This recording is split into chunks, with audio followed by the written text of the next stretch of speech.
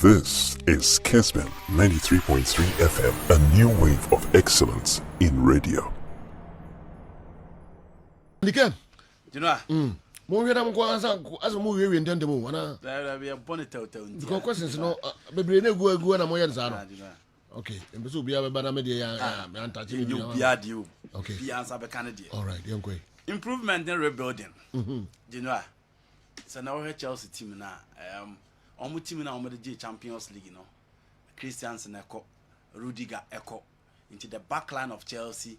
You know, I also almost change kakra, and clearly, so Osha Okofa Koulibaly, Okofa Abrantia, your friend, the other player. You talk about Koulibaly and then Raheem Sterling. Lukaku and Soko. Into Chelsea gradually are putting in new places within new several departments.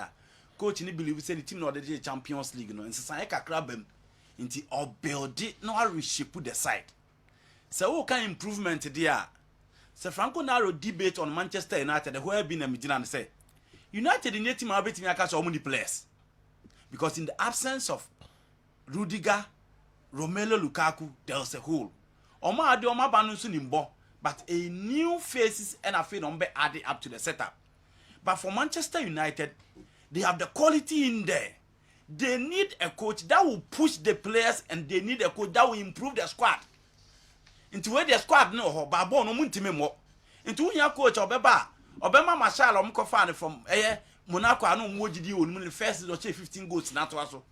Maguire si come den kofane ba no mwojidi to onimbo no ntime mbo no obema obe pushing the kakra na branch and mo de baba ebaso. That is what we call improvement. But reshaping and as a rebuilding there. You know, structures na bubu kakra. I agree. So the span of the Chelsea team, no, you talk about Mendy, Thiago Silva, Jorginho, probably Romelu Lukaku or Kai better as well. But Rudiger was so integral and pivotal. And you know, so you know, Christiansen, or the are also in Thiago say Christiansen, no integral, but he was part of the setup. Okay. And I think Yanka setup, no. Yeah, part of setup, fine. Okay. Thomas Tuchel is bringing in new something, you know. the only Chelsea player, Chelsea penna or Frimoko. Rudiger. That's it. Lukaku, not Chelsea in Sheddown. Christiansen, no a second choice, even though he played. And to say one player, key, if you are rebuilding. The same manager, the same set of players. No. Okay. I'm only trying to explain them. I don't think he's doing rebuilding. Unless so what in the comment now or extending it to administration crowd. So what Thomas Tuchel at the press conference. Chelsea as an institution can be doing rebuilding administratively and all that. I agree. But a same technical team, only one key player leaves. Rebuilding. But again, on the other side, Franco, players now Chelsea probably will be about starting. That brings another topic for discussion. Players no Akiba will be starting. Raheem Sterling will start. Kondeba will be starting. Koulibaly will start. Again, it brings in different ideas and several players are add your move to the setup. That is where Thomas Tuchel issue of rebuilding, the contextually coming from, but not the players available now. Expectation of Chelsea, there, you know, Chelsea drew the level of Madrid, the money. Man United and Barcelona. It was a UGBB. Yeah. Because Chelsea a team on the Champions League PAM coach. Or we a team on the G League. The next season they win the FA Cup and the coach will be fired. Into we a coach for Chelsea and Thomas Tuchel also on Chelsea say your coca so called trophy because the FIFA World Club Championship. But you know I'm telling him we a third ball there. Meaning what he brings on board in terms of the technical stuff. But Abramovich, you know, go 2-3 years without a trophy. Now that's what you Chelsea coach. What are you doing? On your share. Until he need to win something, and that is the expectation of the Chelsea team. Anthony Eshe 8 goals, 4 assists in the league. Rafinha Eshe 11 goals, 3 assists in the league. Rodrigo 4 goals, 4 assists in the league. Obviously Rodrigo Beko World Cup in Ibiana. Denwa ne side the honor there imuaye den. But ogire no ho sa obeti akọ World Cup ni bi. Say no see conjure magic de Real Madrid in the second half in the Champions League, you know. Or to us, Tite Befana as a tough customer and player to change the game in the last 20 minutes. But on the right, for now, it is Anthony and then Abrante Fen Rafinha and probably Gabriel Jesus. Into the chances of being part of Chiche chance or they call World Cup and Eddie. Anthony and Rafinha, two different players. You know, I mean, my favorite is Anthony, but I think Rafinha is up there with the very best. Now, you know, say Chouameni ni Rudiger. Yen na yachi mo ha say Rudiger de oba. One ye dameleta wo na ebebo. Na Abranti AFN Alaba kwa kohwe benkuma for Monti na Real Madrid.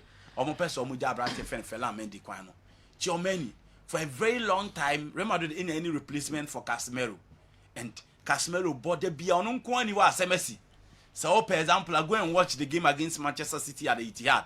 Na sa bra be hwe Santiago Bernabeu when he came back. Inti omo here that replacement, a long-term one indeed, and you can't about the French connections and how French players and the Bama Madrid omo SLA. Inti no mako fa Chouameni aba say omra mijina ho emfa ma omo. Half time, United is leading by 2-1. Okay. Obisi Chelsea lineup. On what you say? We said the okay. 2-1 ba what you do person. No, Emma Menima. Emma Menima. We said No. 2-1 ba. No. Obi message or the buy you. Oh sir. Yeah, that me kind. In the message in say. The what you say? Anthony Marshall me. Yeah, don't go. You know, Obisi Chelsea lineup. Per the players available now it is Edouard Mendy, Koulibaly, Thiago Silva, Chaluba, James Reese, Ben Chilwell, Jorginho Kante, Mount, Sterling, Havertz, and no, and four back on. No, three back. Chaluba, Thiago Silva, Koulibaly. It is general. Conde ne Rafinha ne Lewandowski. Barcelona be Champions League na be general. Metu me boase. Minti min fiti prekupe nkase mranti ba. Messi ne mane Mbappe mo dia bonia still in Barca will need time to build, and I think say we build here with these quality materials and yama beboa. Italy for no egusu a fast surplus to requirement any players or mo bon kokrowa na genoa ya kan wa ha say football na you born and so we need the money to invest our bebre. And the moment that Italian clubs decided say on be going for surplus to requirement players and overage players, you know, overage in their canning na never. But surplus to requirement players, no. Ye Musa who say what has been their performance in the Champions League. She similar set up on the G 2000-2001. She almost set up on the Champions League final in 2005. She almost set up on the Champions League final in 2007. Now be she Inter Milan set up now on the ball year 2010. I agree. Say Inter team no a surplus to requirement players na be and on the boy Samuel Eto'o, Wesley Sneijder, Lucio, Esteban Cambiaso, Walter Samuel. These were matured and established players.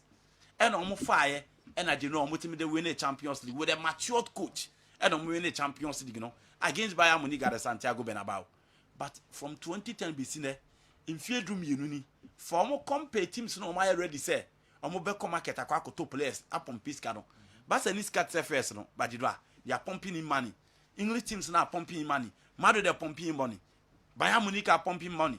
And what has been the success of these clubs compared to the Italian clubs? Into the reality, no, General 88 year.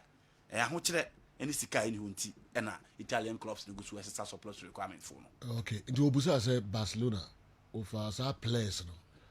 Me at the Champions League nana. Do you know that? And no Obusa can. Medical answer. One answer no.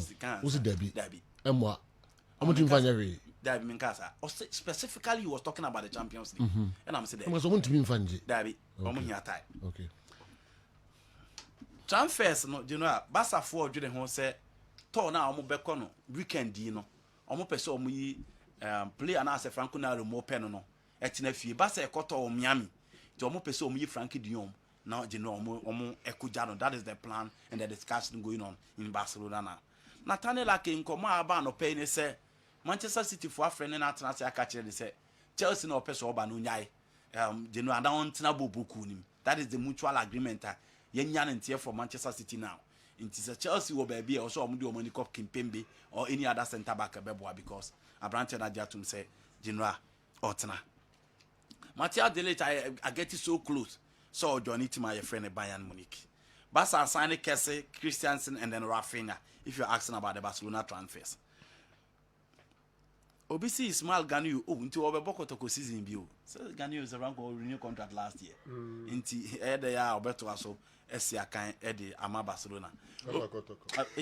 you know ede ama Kotoko obi say top 4 predictions e was Spain in England yes ready for mo ntwen na August then ka be 1 week e ba be start this no na di no a yenya analysis no yen hwe top 4 obi ade be ba sisi ye hu obi a ti yes obi a setup okay hu obi a setup and e betimi aya analysis na kire say na beko but the Premier League they should watch out for Antonio Conte obi say Bilga money Conor Gallagher why na me pese obetena you know me dey nka me pese Bilga mo betena with a few games I watch Chelsea unya no you know you love that boy go and watch Manchester United against Norwich or can United midfield ni na bomb control with ease and so when your chance are sharing in the Scotland national team who said this is a potential player that need the platform to excel and so watch the ball and the ball na you know the be already okra ball no ta afema na ne yede so we share Abrante FN Conor Gallagher and so on in the 3-man midfield he operates from the right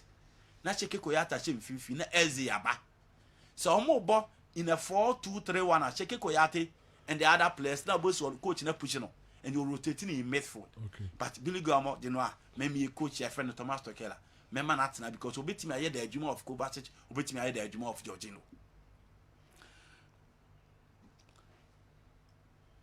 obi say Barcelona front 3 no say mam chance say me choose wa Ansu Fati on the left Robert Lewandowski up front and then Rafinha on the right you know Robert Lewandowski o se omunya o signings no opening na say na Messi aye okay Aubameyang oh there be over bench udo de na be we I did not be there okay do de free asim fosu ba no so okay what and the man Firmino na card yeah for the Barcelona player obviously to be Firmino okay Mario Icardi you know or quadruple in terms of who involved in the player unya but he's a penalty box striker Mario Icardi quadruple no quadruple so rank player no on feeling about kukra on the ball ni na akwa ye na yire na adwuma nti you know say ope 18 boss ni mu dia it is Cardi but overall play all round play involving in play then you talk about